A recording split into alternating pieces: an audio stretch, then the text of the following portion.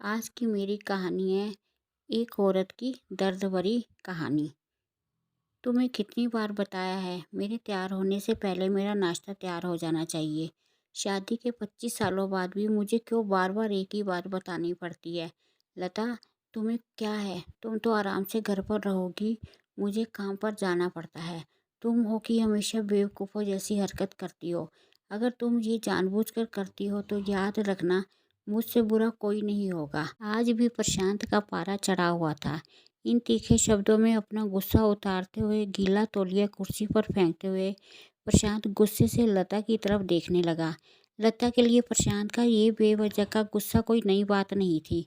वो महीने में 3-4 बार ऐसे ही लता पर बरस पड़ता था। पहले पहले लता उसका विरोध किया करती थी, लेकिन जब कई सालों तक प्रशांत में कोई बदलाव नहीं दिखा तो लता ने खुद को ही बदल दिया।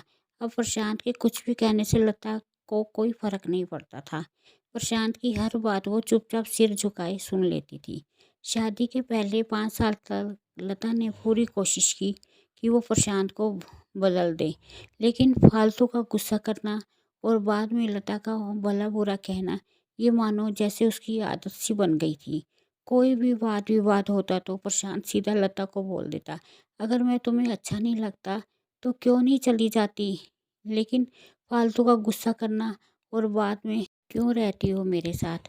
इतना सब कुछ होने के बावजूद लता प्रशांत के साथ रहती थी, क्योंकि उसे अपनी बेटी की फिक्र थी। और वो जाती भी तो कहाँ, अपने बूढ़े हो चुके माँ बाप को इस उम्र में परेशान करना नहीं चाहती थी। समाज और लोग क्या कहेंगे, ये भी तो उसे देखना था। वो इतनी पढ़ी लिखी भी नहीं थी कि खुद जाकर कोई नौकरी कर सके और अपना और अपनी बेटी का पालन पोषण कर सके। लता को अब अपनी फिक्र नहीं थी, उसको फिक्र थी तो बस अपनी शादी लायक हो रही बेटी की।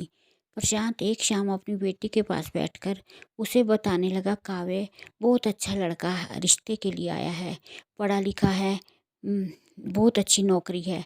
ऐसे रिश्ते बार बार नहीं आते। बेटा, इस बार मना मत करना। मैं नौकरी करना चाहती हूँ, काव्य कहती है। खुद अपने पैरों पर खड़ी होना चाहती हूँ। हाँ तो उसमें क्या बड़ी बात है?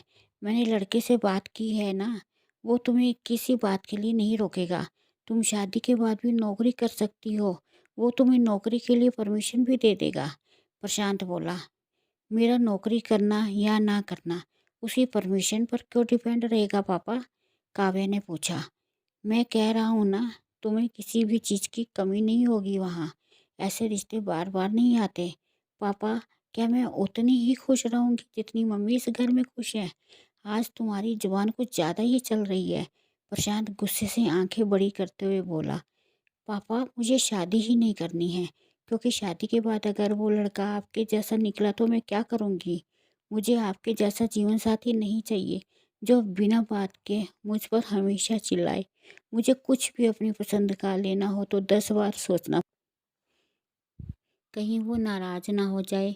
मेरी तबीयत कैसी भी हो, उसे परवाह ना हो। रोटी थोड़ी सी मोटी बन जाए तो घर सर पर उठा ले।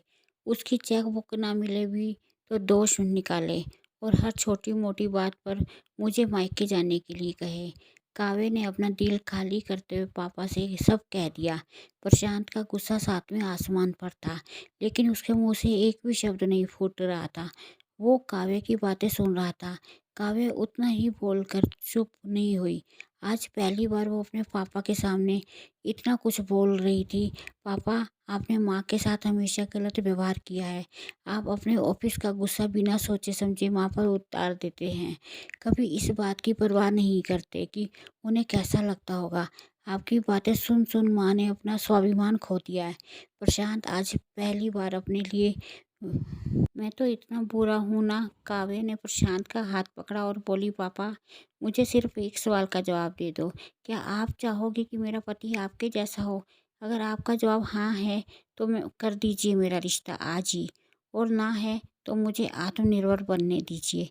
प्रशांत कुछ भी ना बोल पाया और वहाँ से चुपचाप बाहर चला गया। आज उसे लता के सामने जाने में शर्म आ रही थी।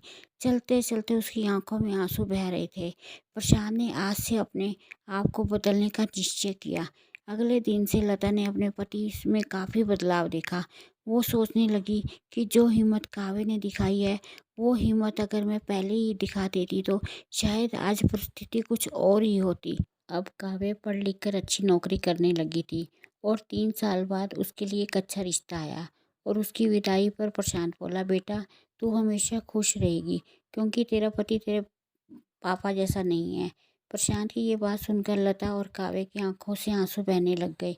हमारे समाज में लड़कियों को बचपन से ही बताया जाता है कि वो पराया धन है। स्कूल से आने में देर हो जाए तो पिटाई मिलती है, मोबाइल पर बातें करते दिख जाएं या खिड़की से झांकते दिख जाएं तो शक किया जाता है। माँ बाप पर तुम्हारा नहीं है, पति का घर ही तुम्हारा घर है। जीवन भर ये बातें बताकर उन्हें ससुराल भेज दिया जाता है और एक दिन किसी छोटे मोटे झगड़े में ससुराल वालों ने उन्हें सुनना पड़ता कि इस घर को छोड़ दो और मायके चली जाओ। अब आप ही बताओ, ऐसी स्त्रियों का सच्चा घर कौन सा है? आखिरकार वो किस घर को अपना कहे? और इसीलिए वो हमेशा दुखी ही रहती है।